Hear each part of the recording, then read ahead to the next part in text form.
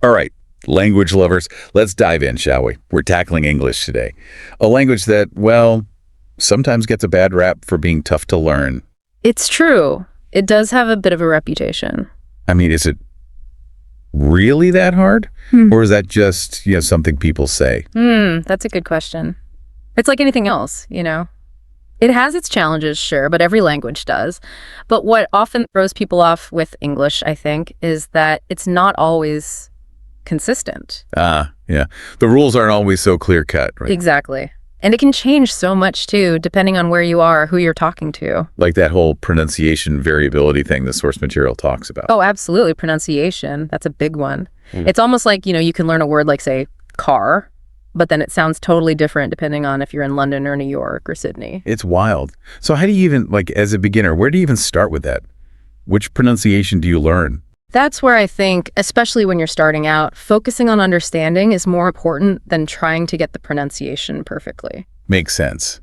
It's like babies learning to talk. They don't get it right away. Right. They listen, they absorb, they kind of experiment with the sounds, and gradually their speech becomes clearer. Learning a new language, it's the same idea. That's a good way to look at it. Less pressure. Definitely. Speaking of which, let's talk immersion for a second, because the source material mentions that as being, super helpful. But when you're just starting out, isn't jumping into movies or books in English a bit much? It can be if you go about it the wrong way. But remember, immersion doesn't have to be this huge leap. You can start small. Okay. Yeah. Like what? What would be a small step? Well, something as simple as listening to, say, children's songs in English, or watching cartoons with the subtitles on, just to get used to the sounds, the rhythm of the language. I actually used to do that with TV shows to learn phrases. See? There you go. Okay, so we've talked about the sounds, but what about the mental hurdles? I know personally the fear of speaking can be paralyzing when you're learning a new language. Oh, that's so common. It's that fear of making mistakes. But here's the thing, mistakes are actually good. They're good. They're how do I put it? Stepping stones. Each mistake you make is a chance to learn, to adjust, to get better, Easier said than done, though, right? My heart's racing, my mind goes blank. I hear you. But one thing that can really help is practicing in a low-pressure environment. Find someone you feel comfortable with, a tutor, a language partner, even just record yourself. The point is to have a space where you can experiment, make those mistakes, and find your voice without judgment. Yeah, that makes sense. One thing that really trips me up is vocabulary, especially as a beginner. There are so many new words. It's like drinking from a fire hose, isn't it? Exactly. How do you even keep up? Well, instead of trying to memorize everything, try focusing on words in context. Think about everyday situations, ordering coffee, asking for directions, talking about things you enjoy, and learn the vocabulary you need for those specific things. So be more strategic about it. Exactly. And repetition is key. Flashcards, apps, even just writing lists. Find what works for you and review those words consistently. We've covered a lot, haven't we? Pronunciation, immersion, fear of speaking, vocabulary. We have. It's a lot to take in. It is. But, learning a new language, it's an adventure. There are always challenges, but it's how you approach them that matters. Be patient with yourself, be curious, and don't be afraid to stumble along the way. It's all part of the process. Well said. And on that note, I think we'll pause our adventure here for now. But don't go anywhere, because we'll be right back. If you're enjoying this podcast, don't forget to like the video. Share it with friends who might find it helpful. Make sure to subscribe and hit the bell icon so you don't miss our next video. Let us know in the comments what topic you'd like to hear. And we're back, ready to keep exploring the world of English learning. Absolutely. Last time we talked about some of those initial roadblocks, pronunciation, fear of speaking, that whole vocabulary overload. It can feel overwhelming, for sure. Totally. But, you made a good point about breaking those big challenges down into smaller, more manageable steps. Right. And that's what we're going to focus on today. Practical stuff, things anyone can do, even if you're just starting out, to really build a solid foundation. Okay, I like that. So where do we start? Well, where do people usually struggle? Oh, for me, it's grammar. It just feels like there are so many rules, and then just when I think I've got one figured out, there's some exception. Grammar. The classic English learner dilemma. But, the source material actually emphasizes this. You don't need to be a grammar expert to start speaking. Oh, wait, serious? Seriously. In fact, getting too hung up on the rules can actually hold you back. So are you saying it's okay to, break the rules? Not break them exactly, more like think of them as guidelines, especially at the beginning. It's like learning to play an instrument. You wouldn't start by trying to play some super complicated piece, right? You'd start with scales, simple exercises. You got to master those building blocks first. Okay, I see what you mean. So what would be the scales of English grammar? Where do you start? The present tense, simple sentence structures, subject, verb, object. Get really comfortable with those, and then you can start adding layers. Gotcha. So start simple. The source material also mentions this thing called chunking. What's that all about? Oh, chunking is super helpful. It's basically breaking information down into smaller, easier to digest pieces. Like instead of trying to memorize a huge list of vocabulary. Which is impossible. Right. Instead, you group related words together. So if you're learning about food, you learn, say, apple, banana, orange as a chunk. It's easier for your brain to remember. Makes sense. Our brains do love patterns. Speaking of which, the source material also talks about finding resources specifically for beginners. Any recommendations? Like, where do you even look for that stuff? Oh, there's tons out there. Children's books, for example, are great. Simple sentences, everyday vocabulary. And they're fun. Exactly. And online, there are sites like Duolingo, Babbel, lots of apps with structured lessons and exercises.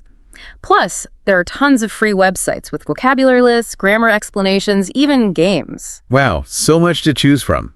It's amazing how much easier it is to learn languages now with all the technology. It really is. But remember, technology is just a tool. What matters is how you use it. And that brings us to another important point from the source material, setting realistic goals. Oh no, goals. I already feel overwhelmed. No need to get overwhelmed. We're talking realistic here. Don't aim for fluency in a month. Break it down into smaller steps. Maybe it's learning, say, 10 new words a week, or having a short conversation in English once a month. So setting the bar at a level I can actually reach. Exactly. And when you reach those smaller goals, celebrate. It's all about those little wins to keep you motivated. I like that. Little victories along the way. Speaking of motivation, let's be real. There are days when you just don't feel like studying. Oh, absolutely. We've all been there. The key is to not let those days completely derail you. Find ways to make learning enjoyable. If you like movies, watch English films with subtitles. If you love music, listen to English songs. Try singing along. The more fun you have, the more motivated you'll be. So true. It shouldn't feel like a chore. Exactly. And one more thing. Don't underestimate the power of community. Connect with other learners. There are language exchange groups, online forums. You can share your experiences, support each other. It makes a big difference. It's like turning the solo climb into a group expedition. I like that image. Right. You don't have to go it alone.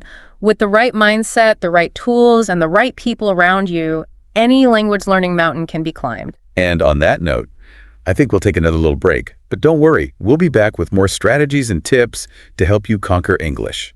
If you're enjoying this podcast, don't forget to like the video. Share it with friends who might find it helpful. Make sure to subscribe and hit the bell icon so you don't miss our next video. Let us know in the comments what topic you'd like to hear. And we're back for the final leg of our English learning journey. We've covered so much ground already. We have, from those first steps to building a solid foundation. But now, I kind of want to talk about, taking things up a notch. Like, how do you go from just learning English to really sounding like you speak it? Ah, I see. You want to move beyond the basics, get into those finer points. Exactly. Well, the source material talks about this, and it's all about, I think, moving beyond just the mechanics of the language. It's about starting to internalize those subtle things, the nuances. Okay, but how do you actually do that? Well, think of it like this. You've learned the notes. Now you need to learn how to make music. Ooh, I like that. But one thing that always trips me up is those, secret codes of English. Idioms, phrasal verbs. Yes, this can be tricky. But they're also what makes English so interesting. True. But how do you learn them? Do you just memorize a bunch of lists? Lists can help, but the best way is to see them in action. In conversations, books, movies. Pay attention to how native speakers use them naturally. And then try using them yourself. So it's more about absorbing them through context, like osmosis. Exactly. And don't worry about making mistakes. Sometimes messing up an idiom is the best way to remember it. That's true. I've definitely had some embarrassing idiom moments. We all have. It's part of the process. Okay, so idioms. Got it. What about fluency? I feel like everyone's always chasing that, but it seems so elusive. Fluency, it's not just about speaking fast. It's about expressing yourself smoothly, naturally, with confidence. And one technique that can really help with that is called shadowing. Shadowing, what's that? It's basically you pick a recording of a native speaker, a podcast, a speech, whatever, and you try to imitate them as closely as you can, their pronunciation, their intonation, everything. So you're like mimicking them. Exactly. It helps you train your ear and develop more natural-sounding speech. Interesting. I think a lot of learners, myself included, get stuck on this idea of trying to sound exactly like a native speaker. Is that even realistic? Well, it's definitely possible to become very proficient, but, everyone has their own accent, their own way of speaking. It's part of what makes us unique. That's a good point. It's like embracing your own voice, even in a new language. Exactly. And when you let go of that pressure to be perfect, you can actually learn and improve much faster. So we've talked about speaking, but what about writing? I think for a lot of people that's even more intimidating. Writing can be tough, but a lot of the same principles apply. Start with the basics, focus on clear and concise writing, and build from there. The source material mentions active reading as a way to improve writing. What does that mean? It's about engaging with the text, not just passively reading it. Underline things, take notes, look up words you don't know, really think about what the author is doing and why. It's like having a conversation with the text, not just listening to it. Exactly. And by doing that, you start to internalize those good writing habits, and they'll naturally come out in your own writing. Makes sense. Any specific resources you recommend for writers? Oh, tons. The Elements of Style is a classic for clear writing, and there are websites like Grammarly or Hemingway Editor that can be super helpful for catching mistakes. Great tips. Before we wrap up, I want to touch on something you mentioned earlier, self-compassion. I think that's so important, especially when it comes to learning a language. It is. It's a journey, not a race. There will be days when you feel frustrated, like you're not making progress. And that's okay. Acknowledge those feelings, be kind to yourself, and then keep going. It's like being your own cheerleader, even when things get tough. Exactly. Every step you take, every word you learn, every conversation you have, it's all progress. Celebrate those victories, big and small. And never forget, learning a new language, it's an amazing thing. It opens up so many doors. It connects you to new people and cultures. It's truly a gift. That's a beautiful way to put it. And on that note, I think we'll wrap up our deep dive for today. To everyone listening, keep exploring, keep practicing, keep that passion for language alive. Thanks for joining us.